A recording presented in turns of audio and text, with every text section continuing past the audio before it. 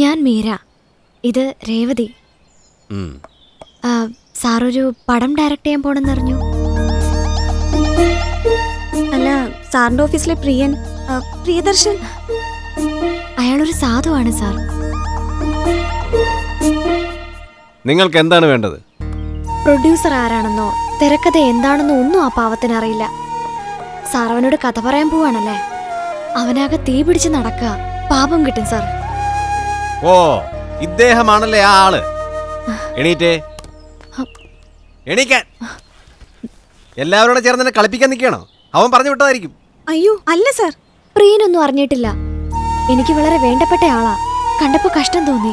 ഒരു 3-4 മാസം കൂടി സാർ ഓഫീസിൽ നിന്ന് ലീവ് കടന്നു പോയേ.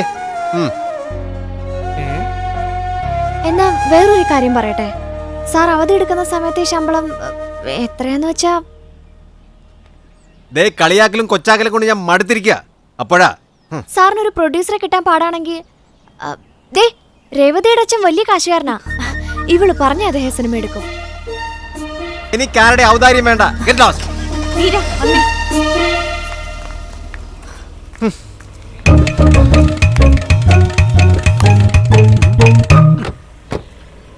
അവന്റെ ഫാൻസ് അല്ലേ? പെമ്പിള്ളേർക്ക് ഇപ്പൊ ഊപ്പള മതി.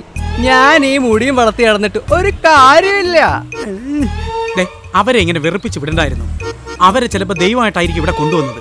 ഈ ചരടിന്റെ ഒരു ബലമാണ്. ആ കുട്ടിയുടെ അച്ഛൻ ഇപ്പൊ സിനിമ എടുക്കാൻ താല്പര്യം ഉണ്ടെങ്കിലോ? അച്ചായം കൈവിട്ടാലും നമുക്കൊരു പ്രൊഡ്യൂസർ ആയില്ലേ? ഇപ്പൊ സാറിന്റെ മനസ്സിൽ മറ്റൊരു ലഡ് പൊട്ടിയില്ലേ?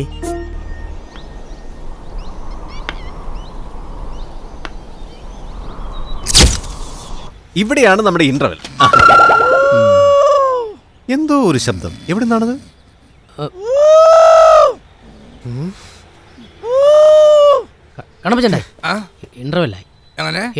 ഇന്റർവെല്ലായി. ഓ, വളരെ സന്തോഷമായി. കുറച്ച് കാലത്തിന് ശേഷം നന്നായി ഒന്ന് ഉറങ്ങി. ഞാൻ മൂത്രമൊഴിക്കാൻ പോയിട്ട് തിരിച്ചു കയറില്ലട്ടാ. സെക്കൻഡ് ഹാഫ് എനിക്ക് കാണണ്ട. കളിയാക്കുകയാണോ? ഇതുപോലുള്ള കഥകളെടുത്ത് നിങ്ങളല്ലേ പ്രേക്ഷകരെ കളിയാക്കുന്നത്? എഴുതിക്കാണിപ്പ് കഴിഞ്ഞപ്പോഴേ ഞാൻ ഉറങ്ങി. ആരോ പറഞ്ഞ പോലെ ചിക്കൻ ബിരിയാണി കഴിച്ചിട്ട് ഞാൻ ഈ പടം കാണില്ല. വയറ്റിലുള്ള കോഴി വരെ കൂവില്ലേ? അനാവശ്യം പറഞ്ഞോളൂ. ഇതെന്താ അനാവശ്യം? ഈ പടം എങ്ങനെ റിലീസ് ചെയ്താൽ ഇറങ്ങുന്ന തിയേറ്ററിൽ പോയി നോക്ക്. അവിടെ കേൾക്കുന്ന അനാവശ്യമായിരിക്കുള്ള അനാവശ്യം. അപ്പൊ ഞാൻ പോകുന്നു. മക്കളെ പ്രിയ, ഈ മാതിരി ഈ ചാണാപ്പുളി കഥയായിട്ട് എന്നാൽ പ്രൊഡ്യൂസർമാരെ ആയിരിക്കും കിട്ടുക, വേറെ ചെറുതായിരിക്കും കിട്ടുക. അത് വാങ്ങിക്കാൻ റെഡി ആയിക്കോ.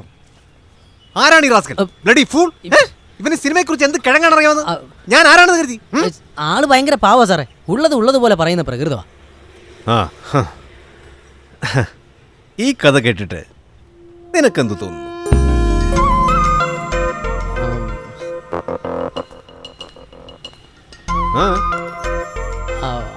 അല്ല, സാറിന്റെ കഥയിലൊക്കെ കാര്യമുണ്ട്.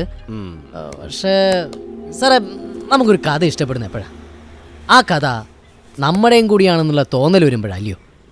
ഇപ്പൊ തന്നെ ഞങ്ങളുടെ നാട്ടിലൊരു പുഴയുണ്ട്, തോനക്കാട് പുഴ. അതിനകത്ത് ഞങ്ങൾ കുടിക്കുമ്പോഴത്തേക്ക് ഞങ്ങൾക്ക് തന്നെ തോന്നുക അത് ഞങ്ങളുടെ തന്നെ പുഴയാണ്. പക്ഷെ അത് ഇവിടുത്തെ സ്വിമ്മിംഗ് പൂളിൽ കുടിച്ചാൽ തോന്നൽ വരികയില്ലെന്നേ, അകന്ന് നിൽക്കും. എന്ന് പറഞ്ഞ പോലെ സാറിന്റെ കഥാനായകന്റെ ഒക്കെ കാര്യം അകന്ന് നിൽക്കുക. എങ്ങനെ അകന്ന് നിൽക്കുന്നു? എല്ലാം നഷ്ടപ്പെട്ട ഒരാൾ മരിക്കാൻ തീരുമാനിക്കുന്നു. അതിലെന്താണ്? എല്ലാം നഷ്ടപ്പെട്ട ഒരാൾ ജീവിക്കാൻ അങ്ങ് തുടങ്ങുമ്പോഴല്ലേ സാറേ കേൾക്കുന്നവർക്ക് ഒരു സന്തോഷം, ആവേശമൊക്കെ ഉണ്ടാവത്തുള്ളൂ.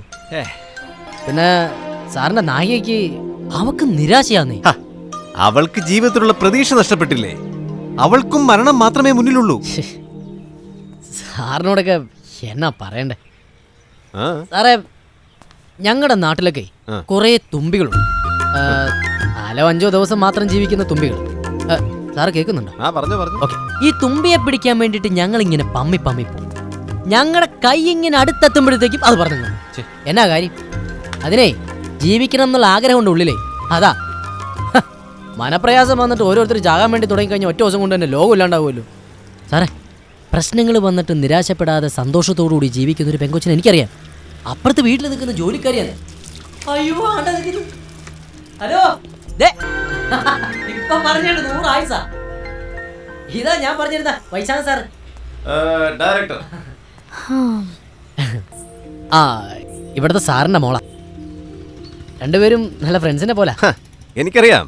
ഇവര് നിന്നെ കാണാൻ വന്നിരുന്നു. തനിക്ക് വേണ്ടി റെക്കമെൻഡേഷൻ.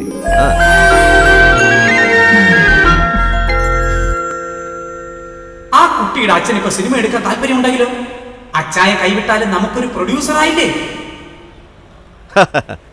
ഡയറക്റ്റ് ചെയ്യണമെന്ന് പറഞ്ഞ് ഒരുപാട് പ്രൊഡ്യൂസേഴ്സ് വരുന്നുണ്ട്. അറിയാം, സാറിന്റെ മോളെന്ത് ചെയ്യുന്നു? അവള് പഠിക്കുക. എന്തിനു പഠിക്കുന്നു? MSc ആ കുട്ടി ഒന്ന് പറയട്ടെ, അച്ഛൻ എന്ത് ചെയ്യുന്നു? അവൾക്ക് വലിയ ഡയറക്ടേഴ്സിനോട് സംസാരിക്കാൻ പേടിയാ. അച്ഛൻ ബിസിനസ് ചെയ്യാ. അച്ഛൻ സിനിമയൊക്കെ കാണാറുണ്ടോ? ഇപ്പൊ ഏറ്റവും നല്ല ബിസിനസ് സിനിമാ ബിസിനസ് ആണ്. പക്ഷേ നല്ല ഡയറക്ടേഴ്സ് ഇല്ലല്ലോ.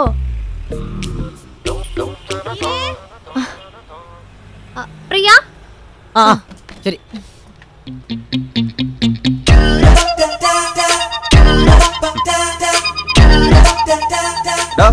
താൻ കാല് പിടിച്ചുകൊണ്ടാ ഞാൻ ഈ കഥയായിട്ട് ഇങ്ങോട്ട് വന്ന്.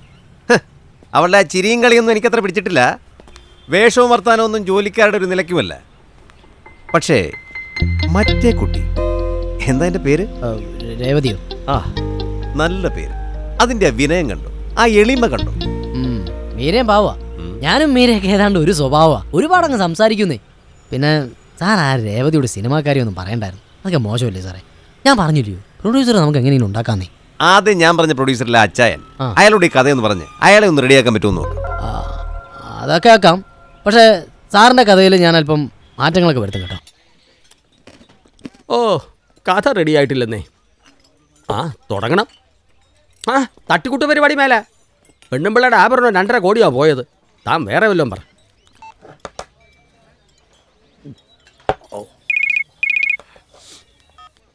ആ മധു, നീ എവിടാ? പുറത്താന്നോ? സാർ ഓർഡർ തന്നാ വേണ്ടേ? എന്റെ ബില്ലല്ലേ താൻ അടിച്ചോ. എന്ത് പറ്റി സാർ? ഇനി ഇവിടെ എന്നാ കൂടുതൽ വല്ലതും പറ്റും. അച്ചായ നമസ്കാരം.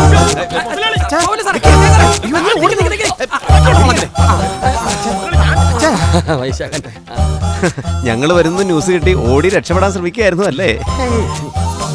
രാമേശ്വരത്ത് പോയാൽ ശനീശ്വര കൂടെ വരുമെന്ന് കേട്ടിട്ടില്ലേ? എടാ മധുവേ, പോലീസിനെ വിളിക്കടാ. എനിക്കിവിടെ മനസ്സമാനോട് ജീവിക്കാൻ പറ്റുമെന്ന് അറിയണമല്ലോ. ഇതാണല്ലോ പ്രൊഡ്യൂസർ. ഞാൻ ആദ്യമായിട്ടൊരു പ്രൊഡ്യൂസറെ കാണുന്നു.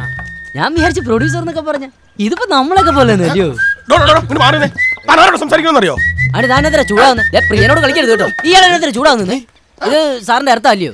ആ, എല്ലാ എർത്തുകളും ഇങ്ങനെ. ഏമാനേക്കാളും വലിയ പുള്ളികളാന്നാ വിചാരം. ഏമാൻ എന്തെങ്കിലും സംഭവിച്ചു ഞാൻ ആദ്യം വലിയ നീ എർത്തായിരിക്കും കേട്ടോ. എന്റെ കഞ്ഞി പാറ്റിയിട്ടരുത്, മിണ്ടായിരിക്കും. അയ്യോ സാറേ, ക്ഷമിക്കണം കേട്ടോ. എല്ലാവരും മുന്നേ വെച്ച് ഇയാളെന്നെ കൊച്ചാക്കിയപ്പോ സാർ നിൽക്കുന്നത് നോക്കാതെ ക്ഷമിക്കണം കേട്ടോ സാറേ. ആരാ ഇയാള്? എനിക്ക് വേണ്ടി കഥ പറയാൻ വന്നാളാ. അതിപ്പോ ഞങ്ങള് ഒരു കഥ കേൾക്കാൻ ഒരുപാട് സമയമൊന്നും വേണ്ടല്ല, നമുക്ക് കേട്ടേക്കാം അല്ലേ? പറയാൻ പോകുന്ന ഈ കഥയുടെ ആശയം ഒറ്റ വാക്കി പറയാവോ? അച്ചായ അത് വിജനമായ പാതയിലൂടെ ഒരു ഏകാന്ത പതികൻ വെയിലത്ത് വരുന്നു എന്ന മട്ടിലാണെങ്കിൽ അതിന് സമയം കളയണമെന്നില്ല. സാറേ, കഥ പറയാണെന്ന് എനിക്കറിയില്ല. എന്നാലും ഒറ്റ വാക്കി പറഞ്ഞ ജയിക്കാൻ തീരുമാനിച്ചവനെ തോപ്പിക്കാൻ പറ്റുകയില്ല. ഞാൻ പറഞ്ഞു കൊടുത്തതാ. ഈ കഥ ഒന്ന് ചുരുക്കി പറയാൻ പറ്റുമോ? നമുക്ക് നായകന്റെ ചെറുപ്പത്തിൽ നിന്ന് തന്നെ അങ്ങ് തുടങ്ങാം അല്ലയോ? നമുക്ക് കുഞ്ഞുനാളിലെ അമ്മമാര് കഥയൊക്കെ പറഞ്ഞു തരത്തില്ലയോ? ഒരു രാജാവ്, 3 മക്കള്. അവരുടെ ബാല്യമൊക്കെ കേൾക്കാൻ തന്നെ നമുക്ക് ഭയങ്കര രസമാണ്. അപ്പോൾ നായകന്റെ ചെറുപ്പത്തിൽ നിന്ന് തന്നെ അങ്ങ് തുടങ്ങാം. അങ്ങനെ ഒരു തുടക്കം നന്നായേക്കും. പിന്നീട് ശക്തനാകുന്ന ഒരാളുടെ ബാല്യമോ സാറേ? അതൊരല്പം ദുഃഖത്തിലൂടെയൊക്കെ അങ്ങ് കാണിച്ചു കഴിഞ്ഞിട്ടുണ്ടെങ്കിൽ ജനങ്ങൾക്ക് അതങ്ങ് ഇഷ്ടമാവും. അതാണല്ലോ അതിൻ്റെ. കഷ്ടപ്പെട്ട് വലുതാകുമ്പോഴാണ് യഥാർത്ഥ കരുത്ത് കിട്ടുന്നത്. നായകന്റെ പേര് നമുക്ക് നന്ദു എന്ന് വിളിക്കാം സാറേ. അവൻ്റെ ചെറുപ്പത്തിലെ തന്നെ അമ്മ മരിച്ചുപോയി. പിന്നെ അവൻ്റെ കാണപ്പെട്ട ദൈവം എന്ന് പറയുന്നത് അവൻ്റെ അച്ഛൻ തന്നെയായിരുന്നു. ചെറുപ്പം കൊടും ദാരിദ്ര്യത്തിലായിരുന്നു. ഒരു തടിമില്ല അവൻ്റെ അച്ഛൻ ജോലി ചെയ്തിരുന്നത്. തടിമില്ലിൻ്റെ തൊട്ടടുത്തുള്ള സ്കൂളിൽ തന്നെയാണ് നന്ദു പഠിച്ചിരുന്നതേ. അപ്പോൾ ഉച്ചയൂണാകുമ്പോഴത്തേക്കും നന്ദു അച്ഛൻ്റെ അടുത്തേക്ക് വരും. അച്ഛനാ ചോറൊക്കെ കൊടുത്തിരുന്നതേ. ഒരുപാട് തമാശയൊക്കെ പറയും. പക്ഷേ ഒരുമിച്ചിരുന്ന് കഴിക്കുകയല്ല. അച്ഛൻ മാറിയിരുന്ന് കഴിക്കത്തുള്ളൂ.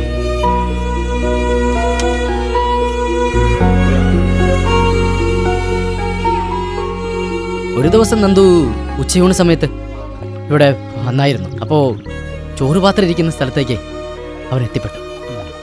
അവൻ്റെ കൈ തട്ടി അറിയാതെ ഒരു ദിവസം ചോറ് പാത്രം താഴേക്ക് വീണു. ആ സമയത്താ അവന് മനസ്സിലായത് അച്ഛൻ്റെ പാത്രം കാലിയായിരുന്നു. അപ്പോഴവൻ തിരിച്ചറിഞ്ഞതേ അച്ഛൻ പട്ടിണി കിടന്ന അവൻ ഇത്ര നാൾ ഊട്ടിയിരുന്നേന്ന്. അവിടുന്ന് സിനിമ തുടങ്ങുമ്പോ സാറിന്റെയും ഈ സാറിന്റെ പേരെഴുതി കാണിക്കുന്നത്. ഇവിടെ സിനിമയുടെ ടൈറ്റിൽ തുടങ്ങും. അച്ഛാ ഈ പോയിന്റിൽ നമ്മുടെ ടൈറ്റിൽ ആരംഭിക്കും. തുടക്കം എങ്ങനെയുണ്ട്? ഓഡിയൻസിന്റെ മനസ്സൊന്ന് വൈബ്രേറ്റ് ചെയ്യും. വൈശാഖൻ സാറിന് തന്നെ കേട്ടോ കഥ. ഞാനൊന്ന് ചെറിയ മാറ്റങ്ങൾ ഈ വരുത്തിയെന്നുള്ളൂ. ഭാഗം നമുക്ക് ഫ്രാൻസിൽ ഷൂട്ട് ചെയ്യാം. ഞാൻ ഫ്രാൻസ് കണ്ടിട്ടില്ല. ഞാൻ കണ്ടതാ. ഇങ്ങനെയൊക്കെ ഒരു പട്ടിണി ഉണ്ടോ? അതൊക്കെ എക്സാജറേഷൻ ആയി പോകത്തില്ലയോ? അയ്യോ അച്ചായൻ സാറേ, സാർ എന്റെ കൂടെ വന്ന 3 നേരം പട്ടിണി എടുക്കുന്നവരെ ഞാൻ കാണിച്ചു തരാം. നമ്മളൊക്കെ എപ്പോഴും നമ്മുടെ അവസ്ഥയിൽ നിന്ന് ചിന്തിക്കത്തുള്ളൂ. അതാ കുഴപ്പം. പക്ഷേ ഒരു കാര്യം, സംഗതി ഉഗ്രന 100 ദിവസം ഓടും. ത്രെഡ് അച്ഛൻ ഇഷ്ടപ്പെട്ടല്ലോ. അങ്ങനെയാണെങ്കിൽ ഒരാഴ്ചക്ക് 2 ദിവസം. അതെ അതെ ഒക്കെ ഞാൻ വിശദീകരിച്ച് കൊടുത്തിട്ടുണ്ട്. 2 ദിവസം കൊണ്ട് ഇൻട്രോയിൽ വരെ പറയാം. ഈ കഥ നിങ്ങളൊന്ന് ഡെവലപ്പ് ചെയ്യും എന്നിട്ട് നോക്കാം. ശരി അച്ഛാ. കഥ പറഞ്ഞ് കുളമാക്കിയായിരുന്നു. കലക്കി മോനെ. ഡാ, നേരെ ഹോട്ടൽ പാരഡൈസിലേക്ക് വിട്. ഇന്ന് എന്റെ വക ചെലവാണ് പ്രിയൻ. അയ്യോ സാറേ, ഞാനില്ല. ഇതിലിങ്ങോട്ട് വന്നപ്പോ തന്നെ ഇതിനകത്തുള്ള തണുപ്പ് കാരണം എനിക്ക് ഇരിക്കാൻ പറ്റിയല്ലായിരുന്നു. ഞാൻ നടന്നങ്ങ് പൊക്കോളന്നെ. അപ്പൊ പിന്നെ ബാക്കിയുള്ള കഥ അങ്ങ് ആലോചിക്കാമല്ലോ. എന്നാ പിന്നെ ഞാനും നടക്കാം. യ്യോ, സാറേ സാറ് വെയിൽ കൊള്ളാനൊന്നും പോവരുത്. AC അടിച്ചില്ലെങ്കിൽ ജലദോഷം വരുന്ന ശരീരപ്രകൃതമാണ് സാറിന്റെ. മാത്രമല്ല വെയിൽ കൊണ്ടാൽ നീ പോ.